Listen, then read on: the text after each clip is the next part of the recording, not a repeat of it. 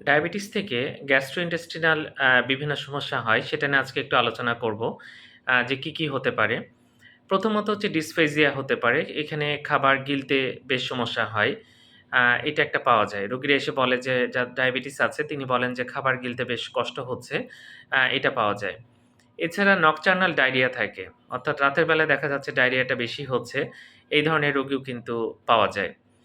তো ডায়াবেটিসে আবার অনেক সময় কনস্টিপেশন হয়। দেখা যাচ্ছে পায়খানা খুব শক্ত হয়ে যাচ্ছে এবং সে ব্যক্তি খুব কষ্ট পাচ্ছে। এছাড়া বারবার ডায়রিয়া হওয়ার একটা চান্স থাকে। ইনফেকশন বেশি হয়, সেটার একটা চান্স থাকে। আ তো ডায়াবেটিসে যারা আছে তার কিন্তু গ্যাস্ট্রোইন্টেস্টিনাল এই ধরনের সমস্যা হয়।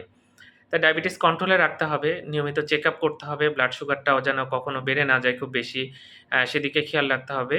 ডায়াবেটিস কন্ট্রোলে রাখলে এই সমস্যাগুলো কমে যায়। তারপরে এই সমস্যা হলে আপনি ভালো ডাক্তার দেখাবেন, নিঃসন্দেহে এটার সমাধান পাবেন। ধন্যবাদ সবাইকে।